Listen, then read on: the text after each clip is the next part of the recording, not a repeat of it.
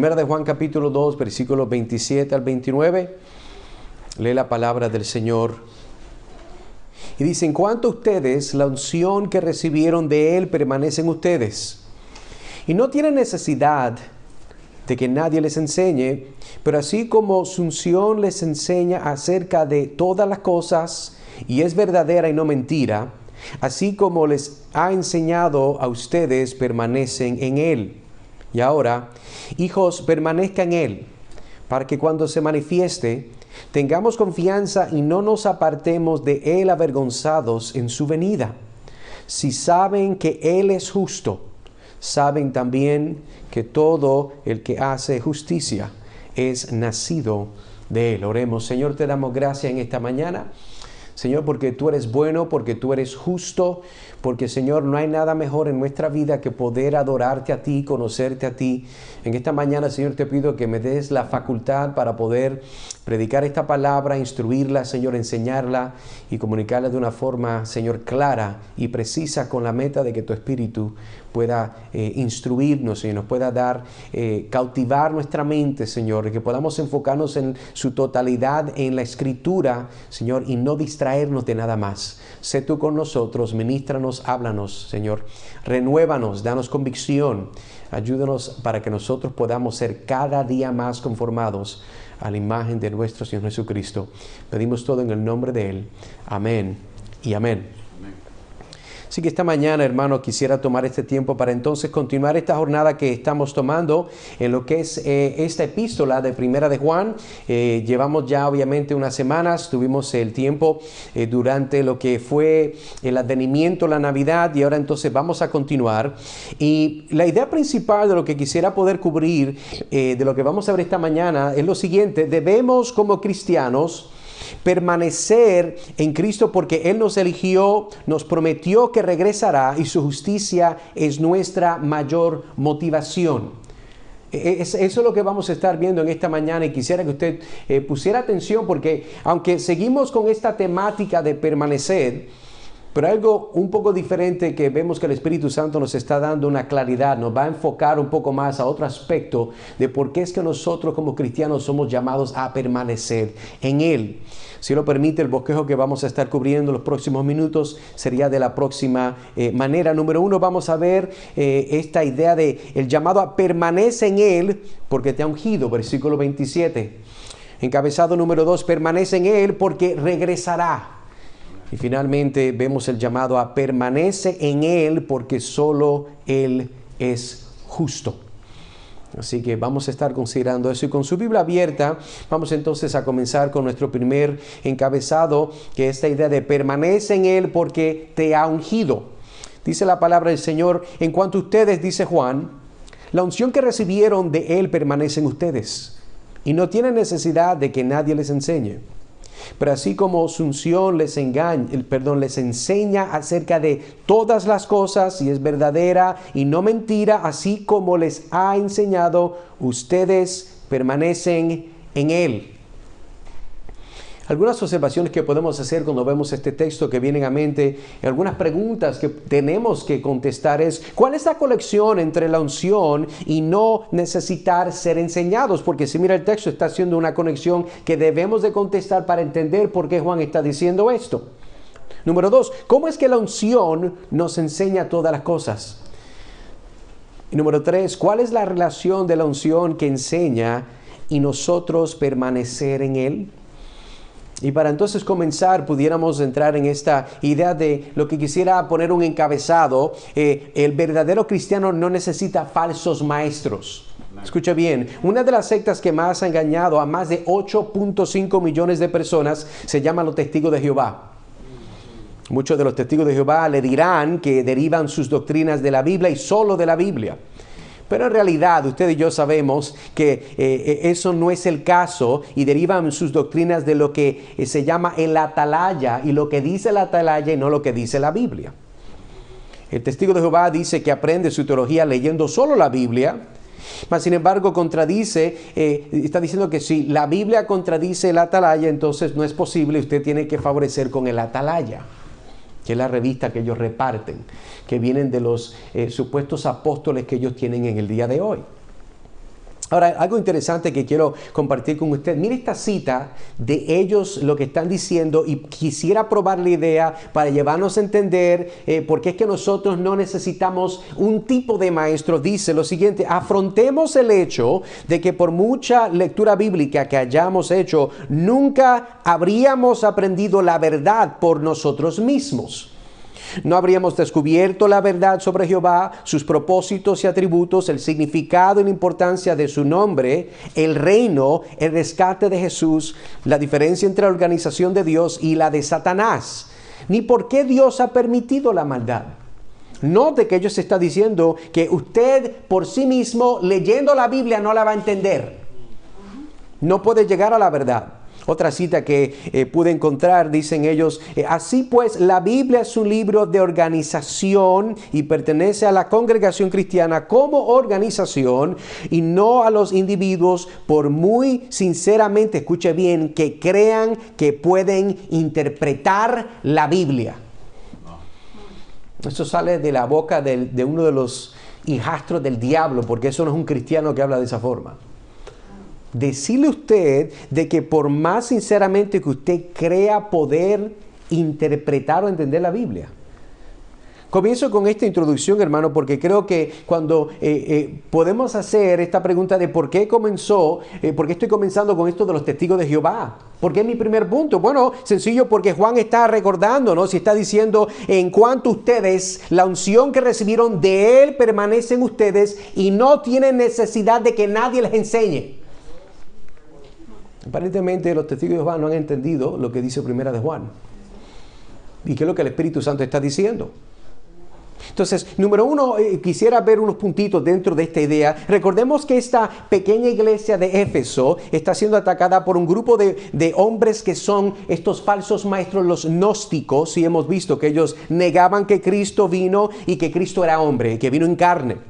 Los gnósticos enseñaban que lo que es la materia es pecado y todo lo espiritual es santo y de Dios. Y hay que recordar también que los gnósticos creían en tener revelaciones privadas de parte de Dios. O sea, estas revelaciones eran más allá que la palabra de Dios. Al igual que los testigos de Jehová, estos gnósticos y falsos maestros están arrasando con más y más seguidores y tenían estas ideas y conceptos que en realidad son antibíblicos, anticristianos. Mira lo que dice Juan con tu Biblia abierta. Nota de que el texto está diciendo en cuanto a ustedes. O sea, ustedes, lo que está diciendo aquí es en cuanto a ustedes hermanos, en cuanto a ustedes que son de Cristo. En cuanto a ustedes que no son los falsos maestros gnósticos que están diciendo barbaridades, en cuanto a ustedes, dice Juan, está diciendo los que han recibido la unción, en otras palabras, ustedes que fueron seleccionados por Dios para salvación, con la evidencia de tener el Espíritu Santo morando en ustedes, no tienen la necesidad de ser engañados por estos hombres que dicen que son de Dios, pero son agentes del diablo. Eso es lo que está diciendo Juan. Recordemos que ser ungido es igual a ser seleccionado por Dios para algo en particular, un trabajo, una función específica. Especialmente el Espíritu Santo, por medio del apóstol Juan, está asegurando que los elegidos de Dios, aquellos que han recibido el don de arrepentimiento y fe, tienen la habilidad de que ellos no son enseñados por agentes anticristianos que buscan torcer y manipular la palabra de Dios y mezclarlas con ideas seculares y paganas. Eso es lo que está diciendo Juan. Otro punto que podemos hacer viendo este verso es, quiero que vea que no solamente son ungidos, no solamente son elegidos, seleccionados, sino que hay un beneficio único y especial para los ungidos. Y este beneficio, mire lo que dice el verso, dice, la unción que recibieron de Él permanece en ustedes y no tienen necesidad de que nadie les enseñe. En otras palabras, la razón por la cual el verdadero cristiano, el que ha nacido de nuevo, aquel que se ha apartado de vivir en la oscuridad para vivir en la luz, no necesita, no requiere ser enseñado por falsos maestros, es porque Dios mismo, el Espíritu Santo, le enseña todas las cosas por medio de la palabra de Dios. Hermano, aquí esto es muy claro. Dios enseña a través del Espíritu Santo. El Espíritu Santo, vamos a ver con más claridad cómo es que funciona a través de la Escritura. Y claro, hay que entender que Juan no está negando, escuche bien, que los cristianos no necesitan maestros. Si este fuera el caso, entonces de nada valdría esta carta por completo, porque él está enseñando. Pero Juan sí está enfatizando que el tipo de enseñanza que el cristiano no necesita es de aquellos que dicen que son y en realidad no los son.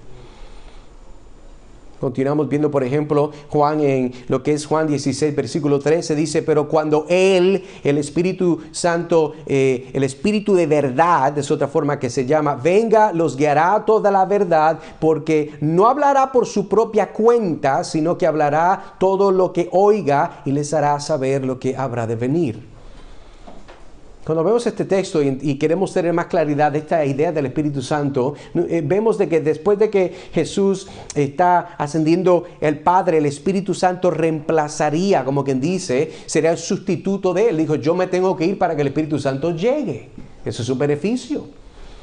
Un beneficio podríamos también decir que al dejarnos el Espíritu Santo, nosotros al igual que los reyes, los sacerdotes del Antiguo Testamento, los profetas, seríamos marcados y ungidos a recibir la morada del Espíritu Santo. Este sería el ungimiento la cual Juan está mencionando. Él dice, ustedes que son ungidos.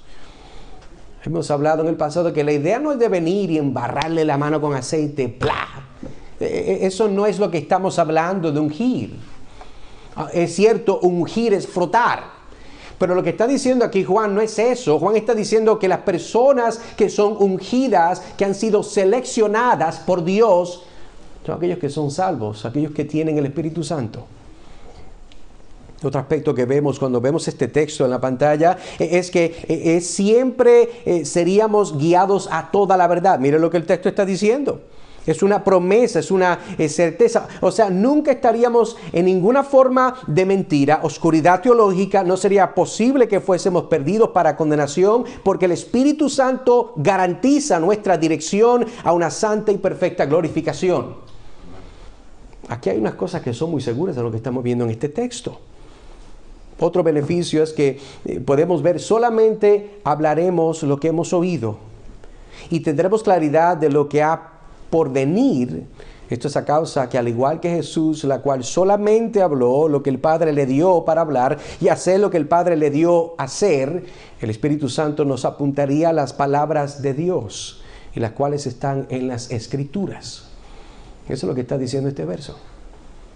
Por eso cuando entonces nosotros estamos hablando que somos ungidos de Dios, que nosotros no necesitamos que no nos enseñen, hay que entender eso dentro del contexto y el marco teológico de lo que el Espíritu Santo está diciendo. Ahora, si entonces continuamos, en otras palabras podemos decir que ningún cristiano, escuchen bien, jamás podrías estar perdido, verdaderamente engañado o desinformado. Todo cristiano elegido, o sea, ungido de Dios, siempre tendrá claridad, dirección de parte de Dios para asegurar que su vida llegara a ser glorificada, para ser unida de nuevo y por todo tiempo con vuestro Señor Redentor Salvador Jesucristo. Eso es lo que nosotros estamos hablando, hermanos. Otra observación que podemos hacer mientras vemos este verso de lo que Juan está diciendo en el versículo 27, nota que Juan nos está mostrando la conexión entre la unción, el permanecer en Cristo y el beneficio de no tener que ser enseñados por nadie y menos de falsos maestros. Note, ¿verdad?, de qué nos está diciendo a nosotros. Y vamos a ver otro verso en breve. Note en su Biblia abierta, versículo 27. Míralo conmigo. En cuanto ustedes, la unción que recibieron de Él, permanecen ustedes y no tienen necesidad de que nadie les enseñe. Pero así como su unción les enseña acerca de todas las cosas, dice Juan, y es verdadera y no mentira, así como les ha enseñado, ustedes permanecen en Él. Rápidamente, aun cuando vemos versículo 27, vemos de que hay una elección, una unción que recibimos de Él que permanece en nosotros. O sea, no es que viene de Él, viene de nosotros. No viene de nosotros, viene de Dios. Es algo que viene de Dios. Esto es importante entender porque este ungimiento, esta elección es algo que Dios da.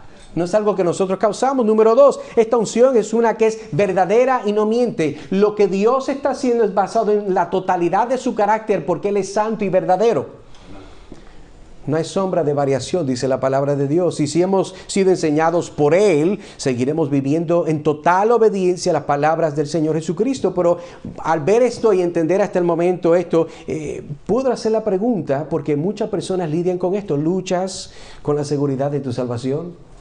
Amigo, amiga, hermano, ¿luchas con la seguridad de que tienes salvación total, genuina, absoluta en Cristo Jesús? Porque entonces ahora este verso que tenemos en 1 de Juan 2:21, mira lo que dice el apóstol, el pastor: no les he escrito porque ignoren la verdad, sino porque la conocen y porque ninguna mentira procede de la verdad. En otras palabras, si Dios es verdad y Dios es luz y de Dios no viene nada que es mentira, nada que es oscuro, entonces nosotros debemos de creer la realidad de que si hemos sido ungidos por Él, elegidos por Él, nosotros somos salvos por Él, para la gloria de Él, hasta el final de los tiempos, la cual es una eternidad. Otra pregunta que pudiera hacerte es: ¿crees que porque no sabes tanto de la Biblia no puedes ser un verdadero cristiano que vive para la gloria de Dios? Hay personas que creen eso y dicen: no, hermano, mire, yo quiero servirle al Señor, pero es que me siento limitado. Y yo no sé la Biblia tal vez como usted la conoce, como otros la han estudiado, y me siento limitado. Bueno, la palabra de Dios y Juan han hablado también, y miren lo que dice Juan, 1 de Juan 2:20: pero ustedes tienen la unción del Santo y todos ustedes lo saben. ¿Qué es lo que Juan está diciendo? Él no está diciendo y todos lo saben. No es lo que está diciendo. Dice: pero ustedes tienen la unción del Santo, ustedes han sido seleccionados por el Santo, ustedes le pertenecen al Santo y todos ustedes lo saben. No lo saben todo, pero lo que tienen que saber lo saben. Lo que tienen que saber, ellos lo entienden porque son posesión de Dios, porque están en la mano de Cristo. Y lo importante de esto no es cuánto tú sabes de la palabra de Dios, no es cuánta teología puedes ingresar o puedes masticar, sino si entiendes la sencillez, la claridad, lo hermoso del Evangelio. Eso es lo que tienes que entender, y con el tiempo el Señor te seguirá enseñando a través de, obviamente, maestros en la iglesia y en buenas iglesias o congregaciones de sana doctrina. Pero el enfoque es que lo más sencillo, lo más importante es de que entiendas si estás en Cristo. Lo demás vendrá. ¿De qué valdría de que nosotros pudiéramos aprender toda la teología del mundo y perdiéramos nuestras almas? De nada. Sin embargo, hay personas que pierden más tiempo aprendiendo más y apreciando y gozando menos la relación que tienen y la seguridad que pueden tener en Cristo Jesús. Hermano, hay que considerar esta realidad. También podemos ver otra pregunta que surge. Por ejemplo, vamos a hablar a los padres. Padres, ¿te sientes a veces inútil en aspectos espirituales al guiar a tus hijos? Y en vez de mejorar, tal vez sientes o ves que están empeorando. Dice: no, hermano, yo estoy orando y estoy hablando y hago devociones en el hogar y hablamos de la Biblia, cantamos himnos, leemos la Biblia, hacemos catecismo. Hermano, y la cosa parece que se está poniendo peor. Puede ser. Pero algo que Juan también habla, mire lo que dice en 1 de Juan 2:14, dice: les he escrito a ustedes padres, porque conocen a aquel que ha sido desde el principio. Note que él está diciendo, ¿por qué es que le está escribiendo? Porque ustedes lo conocen. Les he escrito a ustedes jóvenes porque son fuertes y la palabra de Dios permanece en ustedes y han vencido al mundo. Claro, pero hermano, pero está hablando de jóvenes cristianos y mis hijos no son cristianos, sí. Pero nota lo que dice: si te escribió a ti el Espíritu Santo esta epístola, esta carta, para motivarte y recuerdes que tú lo conoces a Él. Si tú lo conoces a Él, debes de confiar en Él. Debes de confiar que lo que el Señor ha prometido, Él hará en su tiempo, para su gloria, por los medios que Él ha determinado. Otra pregunta tal vez podría ser: esposa, vives con un hombre que no es salvo y te sientes que tal vez deberías escuchar la psicología moderna para ver si sus consejos seculares pueden traer soluciones espirituales a tu marido. O a tu esposa, puede ser al inverso.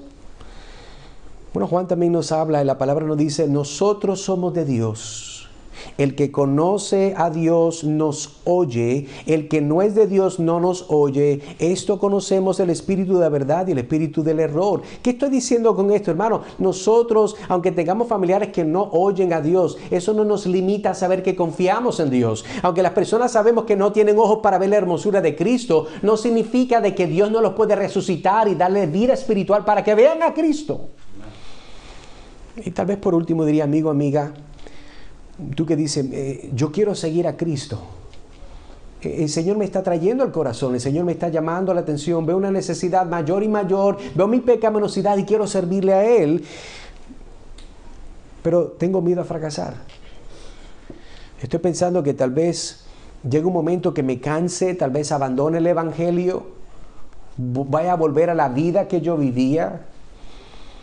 Mira lo que dice Juan sobre eso en la palabra, cuando Él nos va entonces a amonestar y dice, ¿quién es el mentiroso sino el que niega que Jesús es el Cristo? Este es el anticristo, el que niega al Padre, al Hijo. ¿Qué es lo que podemos aplicar? Si tú entiendes quién es Jesucristo y tú no estás negando la obra de Cristo, tú quieres ir en pos de Cristo, pues amigo, sigue hacia adelante siguiendo a Cristo. Nosotros no servimos a Dios porque tenemos seguridad de todo en esta vida. Nosotros seguimos a Cristo porque entendemos que en este mundo nada es seguro aparte de Él. Ese es en base a esa verdad que nosotros lo único que traemos a esta fórmula es el pecado por la cual Cristo pagaría en la cruz. Pasamos entonces a nuestro próximo encabezado, versículo 28. Vamos a ver que el llamado a permanece en Él porque regresará, versículo 28. Y dice la Escritura, ahora hijos permanezcan en Él. Está hablándole a la congregación, a los hermanos, para que cuando se manifieste tengamos confianza y no nos apartemos de Él, avergonzándonos de su venida o en su venida.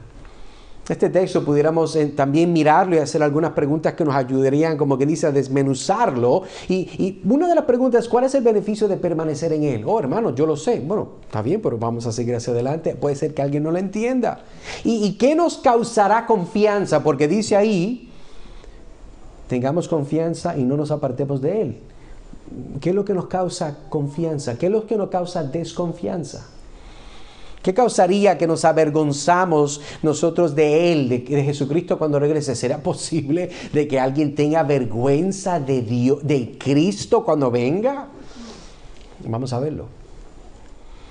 Fíjense, la verdadera esperanza está en poder estar para siempre con Él. Esa es la verdadera esperanza. La verdadera esperanza de todo cristiano es de poder estar en Él, de habitar con Él, de disfrutarlo a Él. Juan una vez más usa este lenguaje de amor y ternura. Usted sabe que Juan siempre es una persona muy, pudiéramos decir, un poquito mielosa en la forma que le habla a estos hermanos. Él los ve como niños, él los ve como de esos niños que a veces después del servicio corren y vienen y le dan un abrazo, y aunque tienen la mano llena de dulce, pero no hay problema. Usted los ama de todas formas.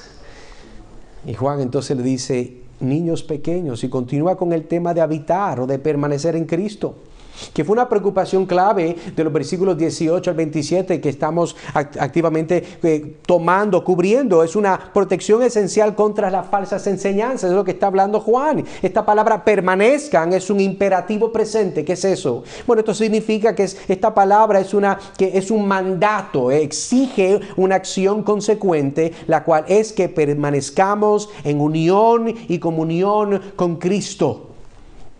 Es necesario.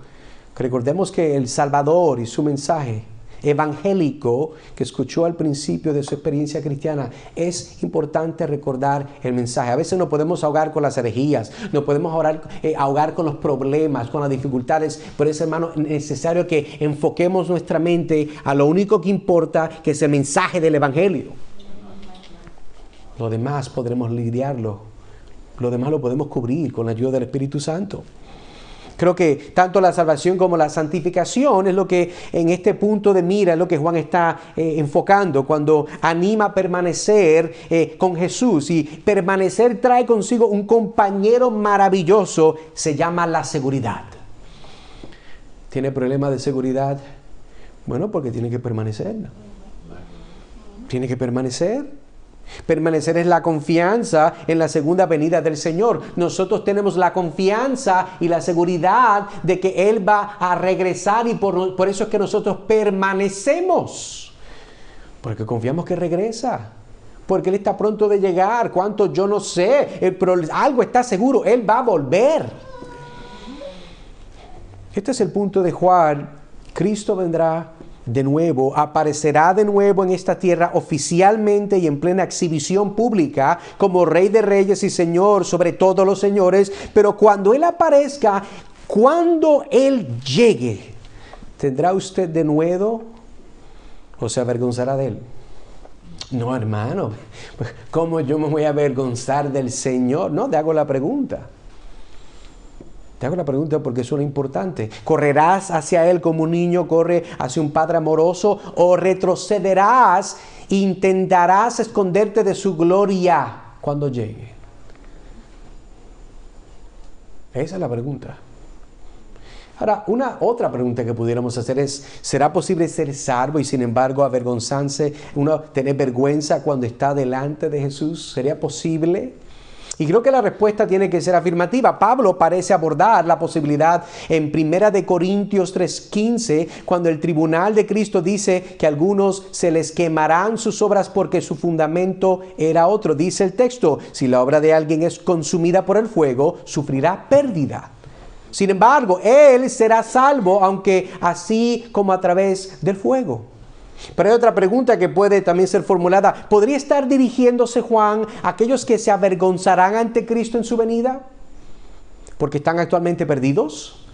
Esto puede ser lo que Juan está diciendo realmente. Después de todo, recuerden lo que se dice en Marcos capítulo 8, versículo 38. Porque cualquiera que se avergüence, dice Jesucristo, de mí y de mis palabras en esta generación adúltera y pecaminosa o pecadora, el Hijo del Hombre también se avergonzará de él cuando venga en la gloria de su Padre con los santos ángeles. En base a este texto hay varias cositas que pudiéramos preguntarnos. Número uno, ¿tienes vergüenza de ser visto como cristiano, hermano? Tú dices que amas al Señor, ¿tienes vergüenza? Oh, no, hermano, yo no tengo vergüenza. Yo voy con la Biblia más grande que tengo debajo del brazo. El tamaño de su Biblia no significa que no tiene vergüenza. ¿Siente vergüenza de lidiar con las implicaciones de las palabras de Cristo en este mundo desenfrenado? No, hermano, pero en tu trabajo, cuando te digan que tienes que llamar a Juanito Juana, ¿sientes la presión? Esas son las implicaciones de sentir vergüenza de Cristo, no. Esas son las implicaciones. Vas a doblegar a la adoración pagana de este mundo demoníaca, que nos dice que tenemos que someternos a las loqueras que ellos nos piden. Quieren controlar nuestro lenguaje. No podemos decir las cosas que Dios dice, pero hay que decir las cosas que el diablo dice. Y llamarlos como el diablo los llama. No. ¿Estimas altamente a Cristo y sus palabras? ¿O te son de vergüenza con tu familia trabajando en las redes sociales? No, muchachos, yo no pongo eso ahí, porque si yo pongo eso ahí, se va a formar y el WhatsApp va a explotar y yo no quiero escucharlo, yo los evito de lejos.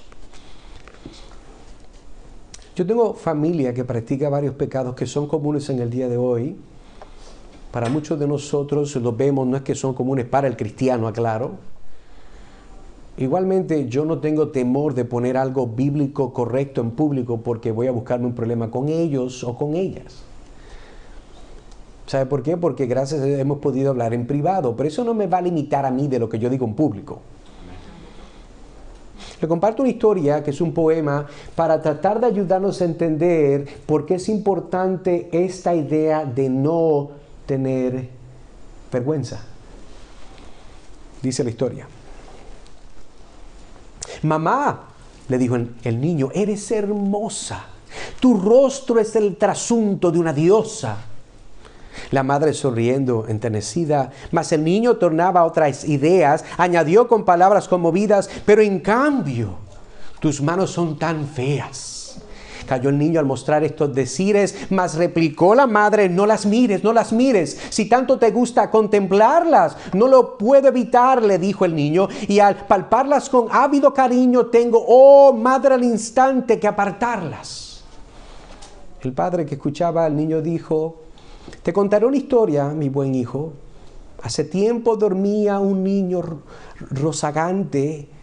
Se encendió el mosquitero y las lumbres del fuego traicionero amenazaban la vida del infante. La nodriza corrió despavorida, mas la madre heroica y decidida, el fuego dominó a manotadas, salvando de las llamas a su niño. Pero mandó del blancor del armiño, quedaron sin piedad carbonizadas, cuando al final de las ventas le quitaron, las manos deformadas le quedaron. El niño comprendió y en un segundo voló hacia su madre, le besó las manos, diciendo entre sollozos sobrehumanos: no hay manos cual las tuyas en el mundo. Vuelvo a la pregunta: ¿te da vergüenza las manos del Señor? Las cuales sanaron enfermos, repartieron panes y peces a los hambrientos y fueron penetradas con clavos para rescatarte del mercado del pecado a ti.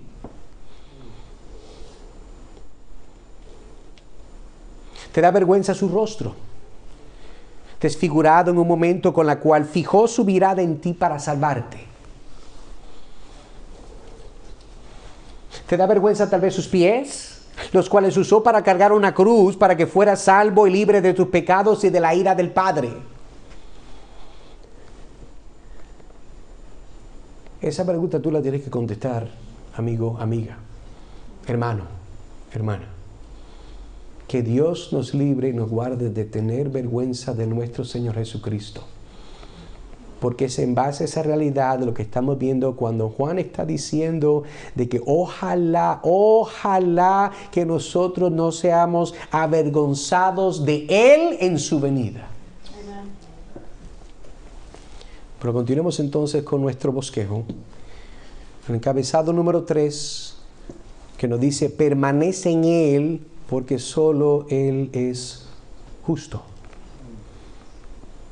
Vemos entonces cuando el versículo 29, con su Biblia abierta, dice Juan: si saben que Él es justo, saben también que todo lo que Él hace justicia es nacido de Él. En otras palabras, Juan está diciendo: ustedes saben que Él es justo, y todo aquel que hace justicia es porque nacido de Él, viene de Él, es relacionado con Él, es de la misma naturaleza. Pero pudiéramos decir, como un encabezado, mientras estudiamos esto un poquito más, este verso: permanecemos y hacemos justicia porque sabemos que Él es justo. Por eso es que nosotros vamos a permanecer, porque Él es justo. Quisiera compartir esta idea. La epistemología es la investigación de la naturaleza del conocimiento en sí. Epistemología. Su estudio se centra en nuestros medios para adquirir conocimientos y en cómo podemos diferenciar entre verdad y falsedad. Ahora, los racionalistas creen que el conocimiento se adquiere mediante el uso de la razón. Ellos son los que siempre están razonando todo. Nosotros entendemos las cosas porque las pensamos, porque le damos vuelta. Dice alguien por ahí: le busca las 7 patas al gato, solamente tiene 4 por si acaso. El racionalista tiene que racionar todo. Y ellos creen que esa es la forma que una persona entiende. Mientras que otro grupo, se llaman los empiristas, afirman que el conocimiento se obtiene a través de las experiencias. Entonces está un grupo que dice lo que sabemos es de acuerdo a cómo razonamos. El otro grupo dice lo que sabemos es en base a lo que experimentamos. Ahora, pero ¿por qué es importante esta idea de lo que es la epistemología? El estudio de la epistemología es fundamental para comprender cómo y por qué pensamos. En otras palabras, cómo adquirimos conocimientos, cómo confiamos en nuestros sentidos y cómo desarrollamos conceptos en nuestra mente. Una epistemología sólida es necesaria para el desarrollo de un pensamiento y un razonamiento sólido, razón por la cual tanta literatura filosófica puede implicar disoluciones aparentemente arcanas sobre la naturaleza del conocimiento. ¿Qué tiene que ver esto con Juan? Aguántese ahí. Mira lo que está diciendo el versículo 19. Si saben que Él es justo, saben también que todo el que hace justicia es nacido de Él. Una pregunta más sencilla. ¿Sabías que los hombres muertos no saben nada? No sienten nada, no sirven para nada más que para ser enterrados. Y si sabemos algo, es porque Dios nos ha dado vida en Cristo y nos los ha revelado por la palabra de Él. Entonces Juan lo que está diciendo, y él dice esto 11 veces, esta palabra la repite de primera a tercera de Juan, 11 veces dice eso, y quiero, como si fuera, imagínense un martillo, darle al clavo, y lo voy a dar unas cuantas veces para que se le meta en la cabeza esta idea de que nosotros sabemos qué, escuche bien, primera de Juan 2:3, y esto sabemos. Primera de Juan 2:5, y esto sabemos que estamos en Él. Primera de Juan 3:2, pero sabemos que cuando Cristo se manifieste. Primera de Juan 3:24, y esto sabemos que Él permanece en nosotros. Primera de Juan 4:13, en esto sabemos que permanecemos en Él y Él en nosotros. Primera de Juan 5:2, en esto sabemos que amamos a los hijos de Dios. Primera de Juan 5:15, y sabemos que Él nos oye. Juan no está hablando, como dicen por ahí, al papagayo. Él está siendo claro. Y lo que está diciendo es que nosotros si sabemos, ¿verdad? Dicen, si saben que Él es justo, saben también que todo el que hace justicia ha nacido de Él. Y lo que está diciendo es cómo saben. Bueno, hay una epistemología que hay que saber, hay algo que sabemos. Pero esa información no es meramente restringida a la experiencia o al razonamiento, es uno que es dado por revelación. Así es como usted conoce a Dios. Hay gente que cree que conoce a Dios por una experiencia, pero no por su palabra. Entonces el entendimiento de Dios es solamente limitado a una experiencia. Ellos lo que quieren es seguir repitiendo experiencias porque en su mente y en su carne creen que las experiencias es lo que revela más a Dios por cuanto quieren más experiencias.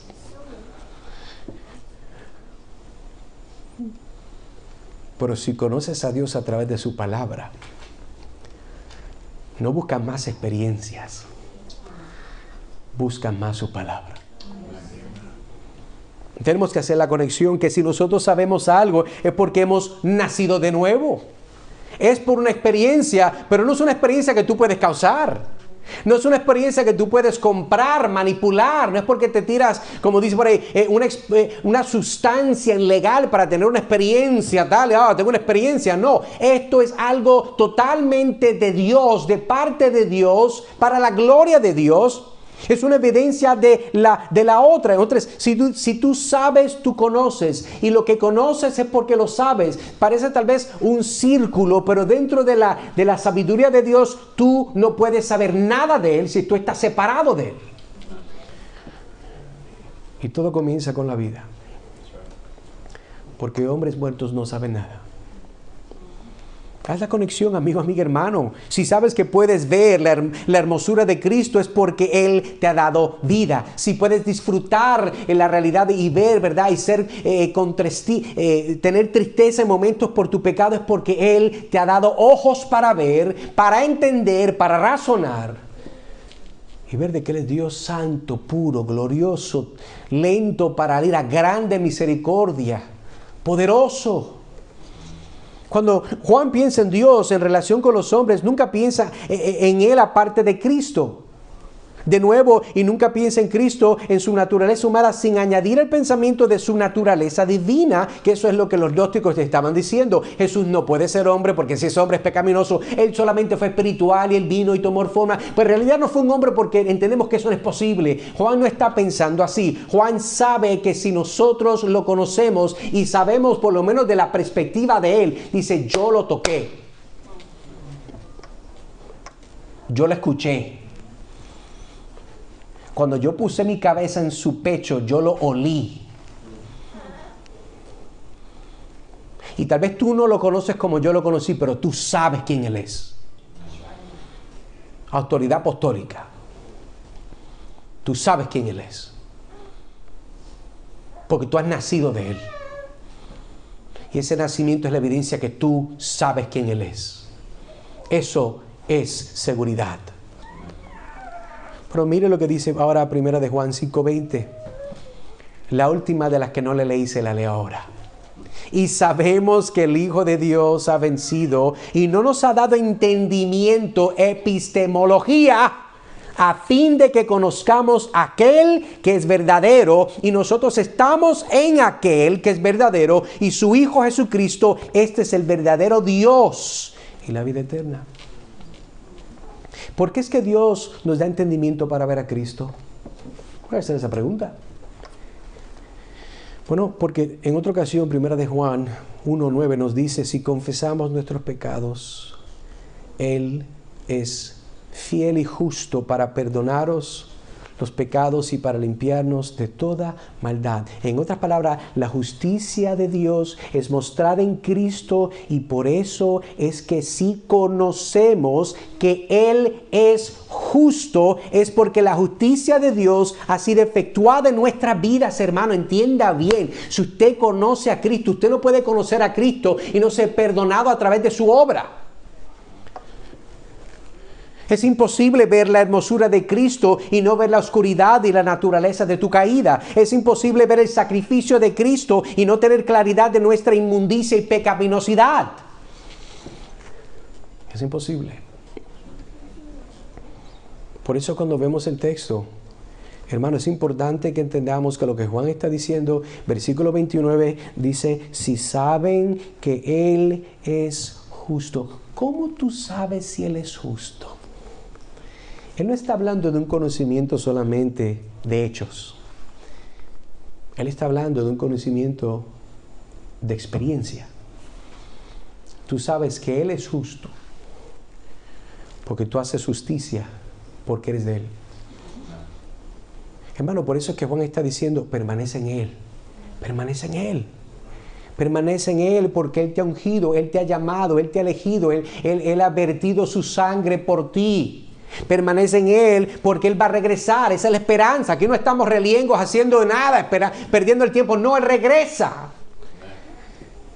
Finalmente Juan está diciendo: permanecen, hermanitos en Iglesia de Éfeso, permanezcan en Él. Hermanos de la Iglesia Tabernáculo Metropolitano, permanezcan en Él porque Él es justo. El que es justo está de acuerdo con toda la ley. Porque si no hay ley, no hay justicia.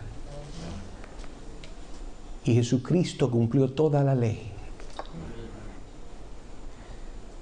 ¿Y por qué Él cumplió toda la ley? Él es el único justo. Hermanos, en base a esa realidad que nosotros debemos de permanecer en Él. Permanecer en Él cuando estamos casi a punto de perder la cabeza. Hay mucho trabajo, muchos problemas. Que si este me cae mal, si aquel de verdad me está tentando a pecar, que mis hijos, que son tantas cosas que pasan. Son tantas cosas que uno se quiere volver loco.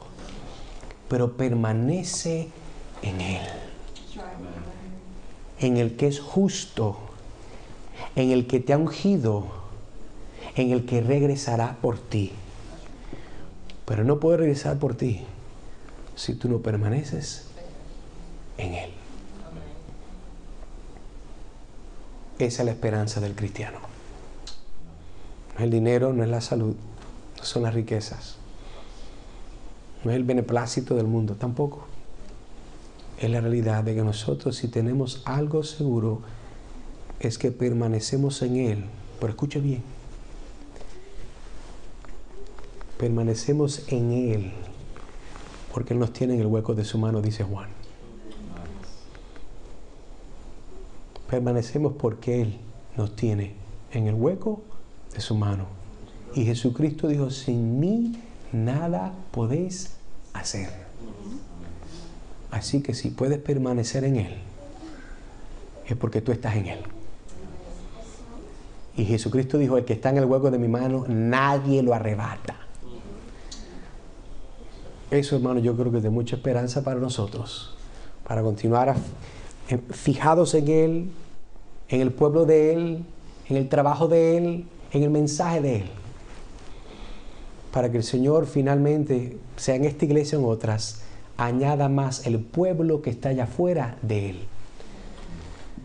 Que el Señor nos ayude, hermanos, a continuar a ser fieles. Una vez más podemos repasar. Permanece en Él porque te ha ungido, permanece en Él porque regresará, permanece en Él porque solo Él es justo. Oremos. Trino Dios y Padre Celestial, te damos gracias, Padre, por la bendición de poder estudiar las palabras que tu Espíritu inspiró a este hermoso apóstol y pastor. Gracias porque Juan era un hombre, Señor, que tuvo el privilegio de no solamente estar contigo y de escucharte, pero también sufrir contigo. Él tuvo que en carne propia aprender lo que significa permanecer en ti. Gracias porque Él fue de los pocos que tú sostuviste aún en la cruz, en el día de tu crucifixión. Él estuvo ahí porque tú lo llevaste, tú lo pudiste sostener, lo preservaste. Ayúdenos, Señor, a no confiar en nuestras propias fuerzas, sino a confiar en tu poder, en tu Espíritu. Y ayúdanos, Señor, a cada día más confiar en ti, permanecer en ti, entendiendo que todo lo hacemos únicamente para la gloria de tu nombre. En Cristo Jesús pedimos todas estas cosas. Por eso es que oramos en su nombre. Amén y amén.